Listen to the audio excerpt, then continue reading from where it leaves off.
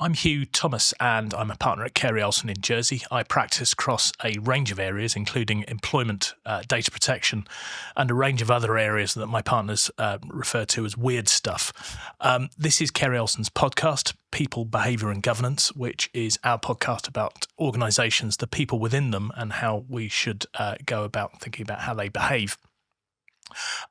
This episode of our podcast is the third in a two-part series, which sounds slightly odd, but we have been speaking to women at Carey Olsen across a few episodes. So the first episode was an interview with Jasmine Amaria, the second with Ninka Milan and Susie Hamilton, and I'm delighted to be joined today by one of our newest partners, Rachel Delahaye. So welcome to our podcast. Thank you. Thank you for having me. It's good to be here. Not at all.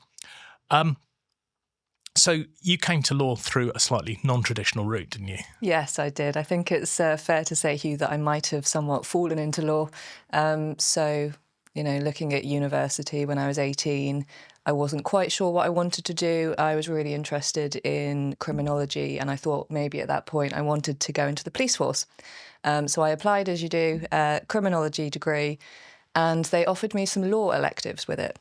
And I thought, well, I've never really thought about being a lawyer, but why not? So that started me on my legal journey. And when I applied for university, I also at the same time applied for a bursary scheme with Carey Olsen 14 years ago now, 2010. Time flies. And here we are. So yeah, that's kind of how I first got introduced to law. And which sort of path did you follow to sort of qualifying as a lawyer? So I realised about 2 months into my criminology degree that I much preferred law. So I switched at that point to a full law degree. Okay. Once I finished university, I then came back to Guernsey, started at Carey Olsen full-time and commenced the bar professional training course in the UK part-time. So I'm a barrister in the UK non-practising. And then I qualified as a Guernsey advocate in 2019. And you became a partner this year? This year, yeah. So 3 months in. And how's that going? It's going great. Yeah, no, it's a really exciting opportunity. Have things changed much, or is it? I'd say they have. So I've had to kind of make an adjustment on what my day-to-day looks like. I have had to get used to the fact that I'm not going to be doing as much fee-earning work as I perhaps once was, and that's meant that I've kind of had to build out my teams a little bit and get much better at the skill we all profess to have at delegation. Yeah. And you're the second female partner in the Guernsey corporate team? In the Guernsey corporate team, yeah. So I'm joining in on the corporate team. So is that reflective of a broader change, do you think, within Carey Olsen in Guernsey or in the Channel Islands? I mean, I think it's fair to say that of Carey Olsen globally. And, that's representative of what we're seeing with other law firms as well. The stats, are still not quite 50-50, which is, probably still a fair way off. Although they're creeping upwards, aren't they? They are, yeah. So that was going to be kind of my next point, is that I think it's representative of a kind of market change. We are seeing more women kind of coming through the ranks and wanting more senior positions than they once were. And do you think that law firms should continue to pay attention to that, particularly people who might not come through the more traditional routes to law? Yeah, I think it's really important. One thing particularly, we speak of diversity, and what we do need to make sure is that law is accessible for everybody. So I'm from a working class background. Without the bursary placement, would I have been able to pay the £9,000 it was to get myself through a law degree? Possibly not. And there are many other people in the kind of same situation that do rely on maybe different routes, less expensive routes, or just, fitting around families and things like that. So I think it is helpful to make sure that we're looking at non-traditional routes, because they might best suit other people who are otherwise not going to get into kind of the profession. And in a sort of global war for talent, yes. I suppose you have to be fishing in as many pools as possible. Absolutely, yeah. Absolutely. And I think it's worthwhile. Who knows who you're kind of going to get through the door if you look in those pools. Definitely. Do you feel any pressure, in terms of being one of only two women in a corporate team? Or? It's an interesting question, isn't it? So, I mean, I think we feel pressure generally. But what I think actually I'm feeling more is excitement, because we now have an opportunity to really promote Carey Olsen and, you know, the strong female talent that we have, in the hope that we can, you know, bring more junior lawyers through the process and want to progress to, you know, as far as they can get. Does that edge you into being a role model or a... Oh, I don't know if I'd go so far as to say that. Hopefully, you know, some of our staff do look up to me as a role model. Because there's always that sort of slightly absurd idea that if you're one of a few women, you're suddenly got to be a sort of avatar for all women, and being a role model for sort of female partners, which is just something else to worry about, isn't it? Yeah, absolutely. No, it is good, and we've got a really strong kind of female offering. Everyone's working together to make sure that not only, you know, encouraging women, but also making sure we're being as inclusive as we possibly can be. It's been a really good forum to kind of help that, I would suggest. Do you think we've still got some way to go in terms of removing barriers? Or I think everyone has, you know, far to go. We're definitely in a better position than we were decades ago, but it's always going to be a slow process to get things as kind of flexible as they can be. So who are your role models coming through? Oh, I've been absolutely blessed, Huw. I've had some fantastic mentors over the years. As I said, with the bursary scheme, I had the benefit of working in all of our departments for a period. So I feel like I've really benefited from everyone's different working styles and knowledge. So it's been really good. But yeah, no, very, very strong mentors. And how do we make more partners like you? If that's I completely know what you mean. I think what we should be focusing on is our kind of training and mentoring program. So we've obviously now introduced our training program and have a number of trainees across the jurisdictions, and we need to make sure that we are investing as much time as we can into ensuring the trainees get everything they need to be able to progress. And do you think that helps us with diversity, the sort of more structured training programs? And I think it does, and I think we've touched upon non-traditional routes to qualification, and I think that will encourage diversity. Everyone brings to the table something a bit different. Everyone's qualified slightly differently. They bring with it different experience, and I think that probably would be helpful. Yeah. And do you think there's an age thing there, a generational gap? Because I think we've heard previously from Eliza Philby, who's talked a lot about the difference in outlook and expectations between baby boomers, Gen X, Generation Alpha, millennials, Gen Z.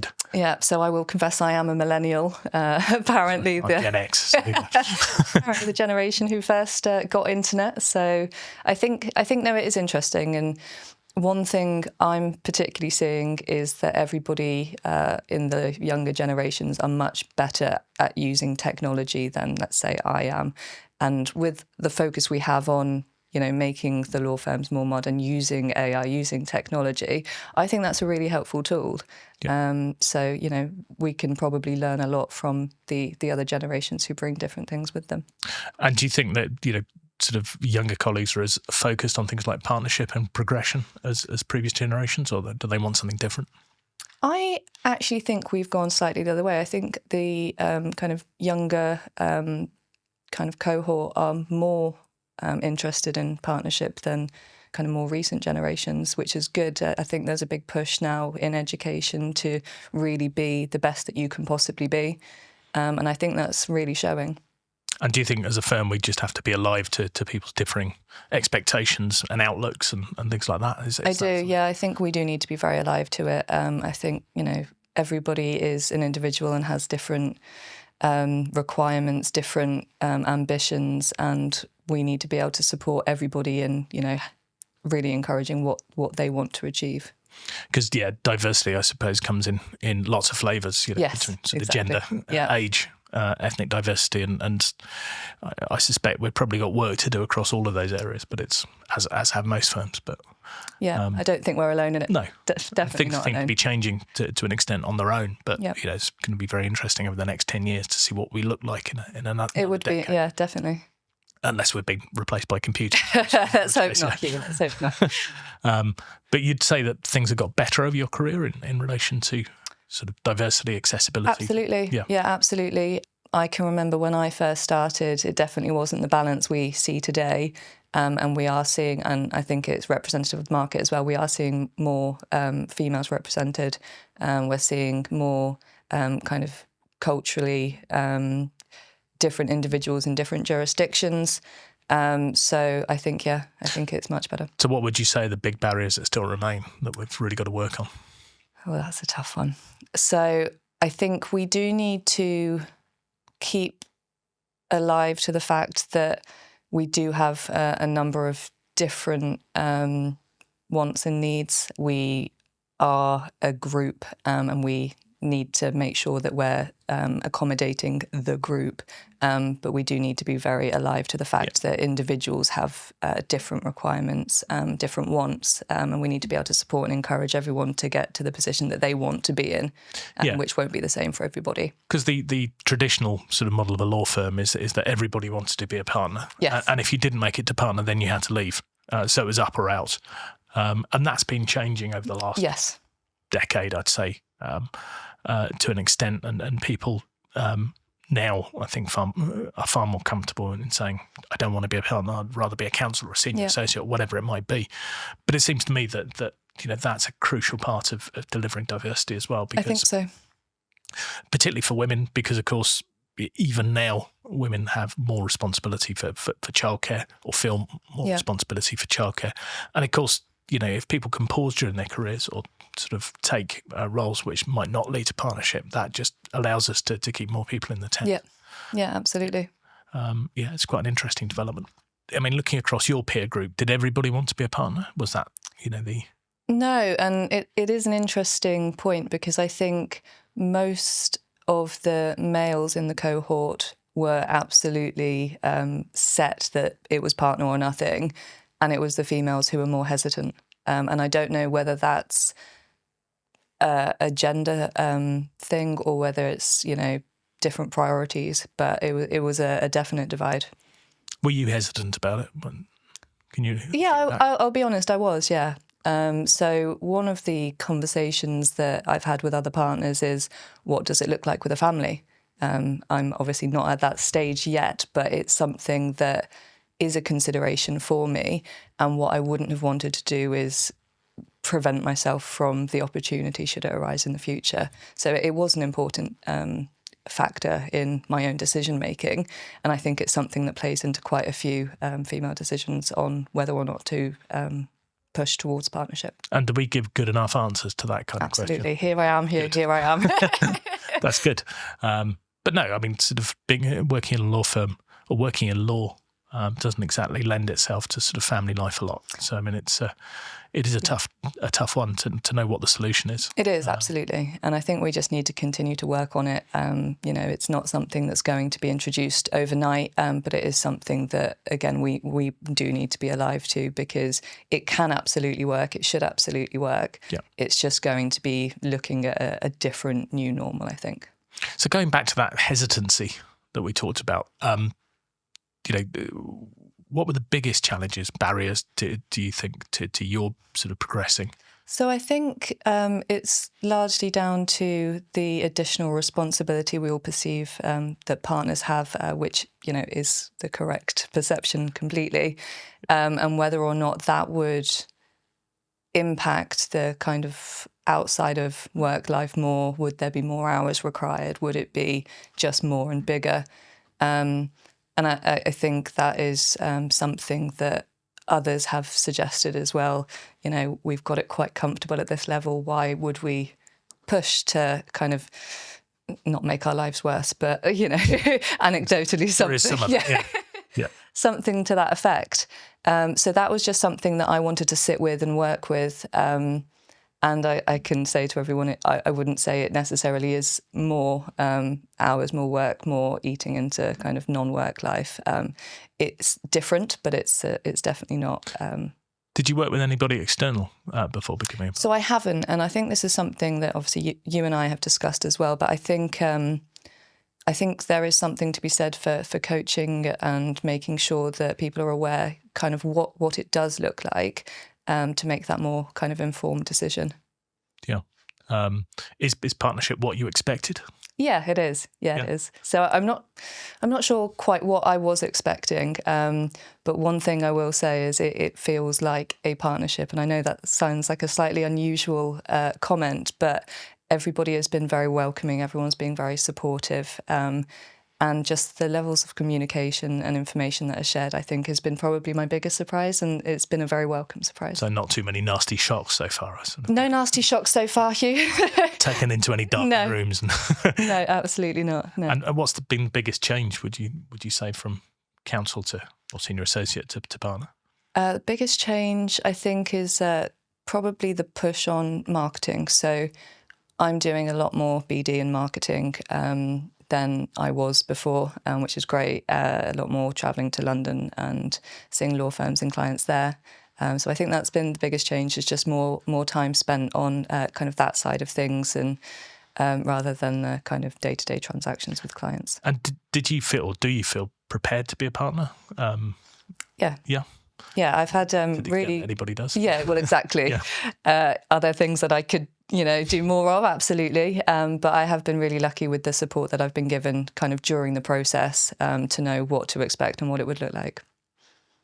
And have you got involved in our mentoring scheme? Or is that? So I am involved. I haven't yet got a mentee, but I am looking forward to developing that. But I think it's a great scheme that will really help bring everyone, Do you think it'll make a big difference in terms of? I think it's definitely something that I benefited from informally throughout my career. So I think actually it will help everybody. Because one of the things, I mean, we've been talking quite a lot about, I suppose, as a partnership, is the way in which the firm's going to change over the next sort of decade, 2 decades. And one of the things, of course, is things like AI. Yes, yeah. And to the extent that it's going to transform the legal services industry. Do you think sort of law firm partners are going to have to evolve at the same time? I think we all have to evolve, Huw. Things like AI are very sophisticated. We need to be able to use those within our own practices for the benefit of everybody. And I think it's going to take, slightly different skill sets to be able to adapt to those things. Yeah, I think that's certainly right. I mean, sort of legal services has changed out of recognition in the last 20 years, and I think that's probably going to continue. Because what are the big things that you're seeing in terms of your practice? Because you're primarily a funds lawyer, aren't you? Yeah, primarily funds, yeah. So what's changing in that area at the moment, would you say? What's the biggest change? So we're focusing on kind of regulation and how best that can suit the structures that we're seeing in Guernsey, how best we can move that forward to fit with the times. So that's one thing that we're seeing at the moment. We're also hoping to see, different types of funds in terms of asset class in Guernsey. So hopefully welcoming some kind of less explored asset classes into the island. And what's so far been the most rewarding part of being a partner?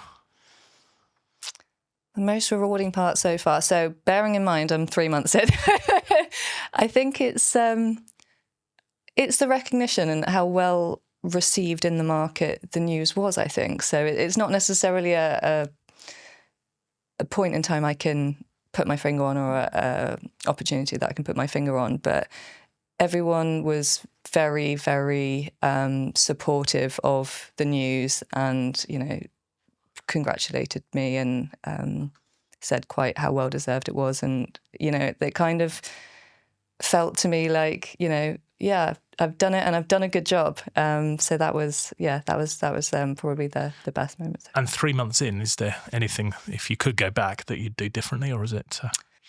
So off the top of my head, I can't immediately think of anything. So I think that's probably a good sign. But if I think back to maybe the process to partnership, things I could have done maybe more of on the BD side of things, and making sure that I was getting around the market probably, now, as I am now. I think it might have eased the integration a little bit. So just making myself a bit more known in the market before actually. And is that part of the way we prepare partners? Because that's one of the big topics of conversation. Yeah, of course. How you actually go about preparing people to be a partner. Yeah, and I think things like that would be useful to know, and just being able to coach prospective new partners into, actually this is going to make your life easier on day one if you do all of this in the lineup, which to an extent it is. I think it could just be a bit more almost programmed. So these are the things that are really going to help you in your career going forward as a partner, and you know, things that you can look at on that basis. Yeah, that sort of first 100 days approach. Yeah, absolutely. Well, thanks for coming on today. No problem. It's been brilliant. And obviously, nobody's got all the answers, but it's quite interesting to sort of go through. Yeah. Women at various levels of the firm, and speak to you all over 3 episodes. So originally 2. Yes, exactly. I feel very privileged, Huw, very privileged. But thank you for coming on. So if your organisation's looking at something similar in terms of progression, particularly in the diversity space, and you'd like to talk to us or share your experiences, we'd love to hear from you.